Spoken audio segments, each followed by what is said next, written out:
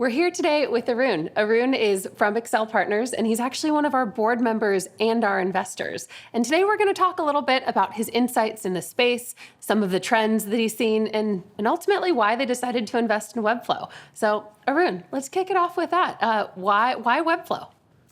Well, for us, we tend to be very thematic investors.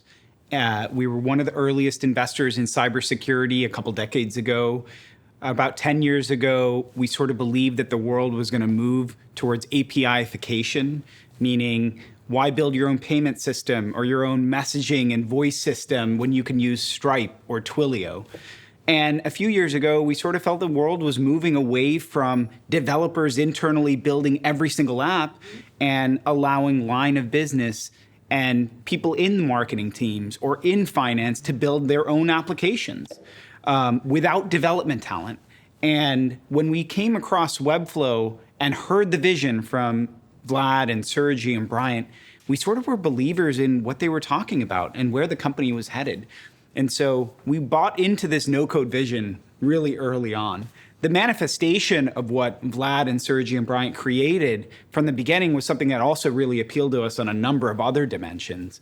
The company was profitable at the time, had 100,000 customers, and had very clear product market fit, which is something that we looked at, and was growing extremely well. And so we saw the opportunity to partner with them and help scale the business, mostly because we believed in the team, the vision, and we had a thesis on the market. Absolutely. That's awesome. Well, thank you for doing so.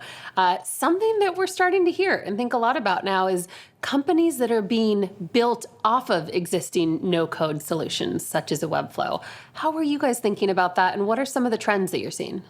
I think it's such an incredibly exciting opportunity. I also think it's super early right now. Most platform companies, or most categories where platform companies exist, there need to be several primitives and a foundation layer to be built. And I think in the no-code space, we're still in that foundation building phase, meaning a lot of platforms like Webflow are still building out the tools that enable developers and other people to build on top. That said, there's no bigger category or opportunity than the no-code space to really build a platform. And we are anxiously and excitedly waiting for developers to start building really meaningful applications with deep complexity and value. And so I think we're early, but I think over the next 2, 3, 4 years, you're going to see a lot of momentum in that specific category. Awesome. Yeah, it's a pretty fascinating idea that's coming out there and already starting to be worked on. What about for Webflow in particular? Where do you hope that we go in the next 1 to 5 years? You know, for me, I think we're off to such a great start, but we're still in the first or second inning here. I think there are 2 big things that I'm really, really excited about.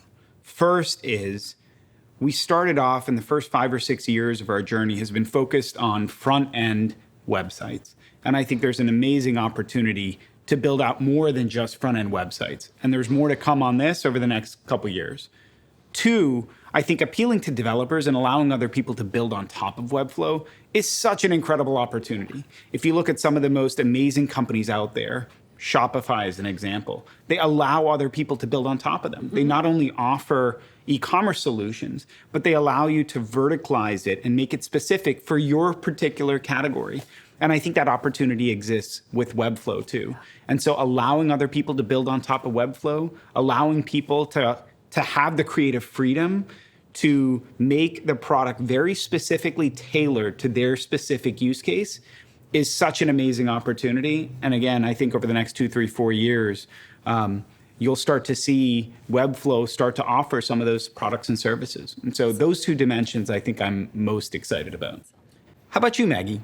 Let me turn this around a little bit. Yeah. I know you've been here for 6 or 7 months. Yep. Tell us a little bit about your journey and what you've noticed and what's come up for you over your past 6 or 7 months.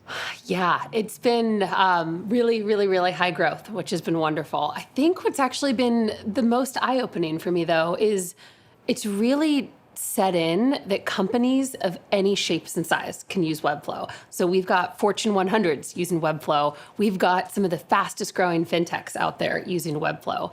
And I think for me, really some of these aha moments come along when these companies come to us, and what they've always had in the past is they've had to rely on third-party developers. They've had to, in some cases, wait 2 months to get a case study published on the website. They've had to wait a week just to change the color of a button.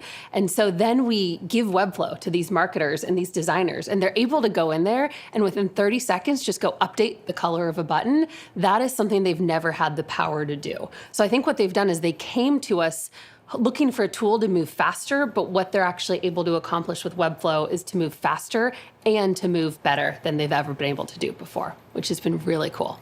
Walk us through some of the use cases that you're starting to see, particularly some that may have been surprising coming into Webflow.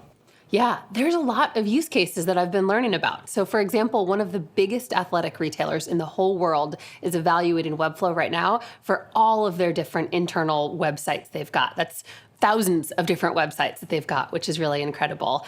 We've also got companies like TED, NVIDIA, and Attentive Mobile, who actually everyone's going to hear from tomorrow on what they're using Webflow Enterprise for. And sneak peek, TED actually pretty recently switched over to Webflow, and they're using us for almost all of their media properties. We're also seeing some use cases that are interesting, like brand design. So we've got both Dell and Zendesk hosting all of their kind of brand properties and brand design on us.